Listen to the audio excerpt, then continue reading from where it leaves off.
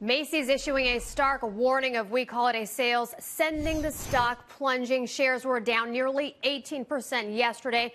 So is this a Macy's problem or a retail problem? Moody's lead retail analyst Charlie O'Shea joins us now. Good morning, Charlie. Morning, Tracy. Good to be back.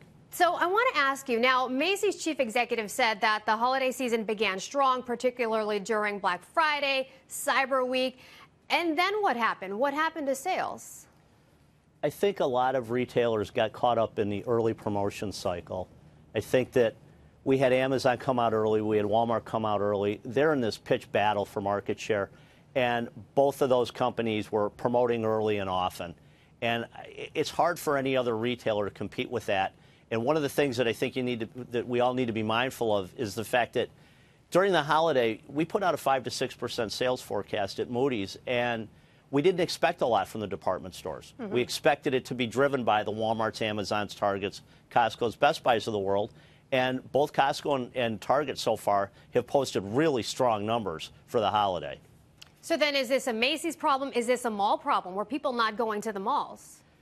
That's going to be an interesting dynamic to follow. The mall traffic is definitely down, and it's affected more of the inline mall retailers than it has the anchors.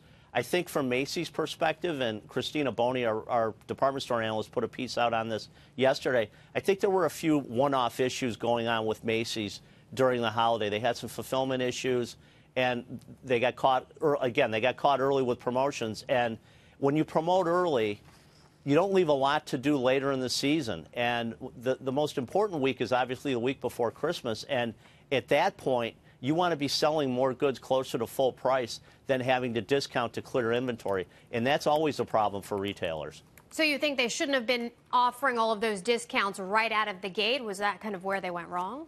I think we saw a lot of heavy promotions early. And, you know, especially over the Thanksgiving weekend, one of the things we pay a lot of attention to is what happens after that weekend.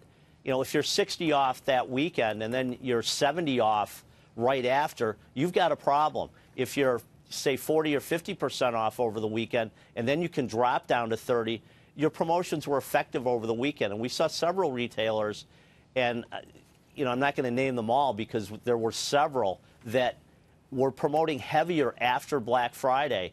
And that's a problem. That means that, you know, maybe you didn't clear enough inventory out. Maybe you overshot. And that can be a problem that can permeate itself throughout the entire season. So having not gotten numbers from Walmart, Best Buy, Amazon, those are some big ones still. What are you expecting there? Are they going to be disappointing? Because we know consumers spent, but where? Where did they spend? I think they spent exactly where you just said. I think we're expecting a very strong holiday out of Walmart, very strong out of Amazon. When you look at the numbers Costco posted, those were really, really good. And when you look at kind of the barbell in retail, we expected the strong guys, you know, the guys at the top of the food chain, to drive holiday spending this year. We've already seen an indication of that with Target and Costco. I think Best Buy will have a solid holiday.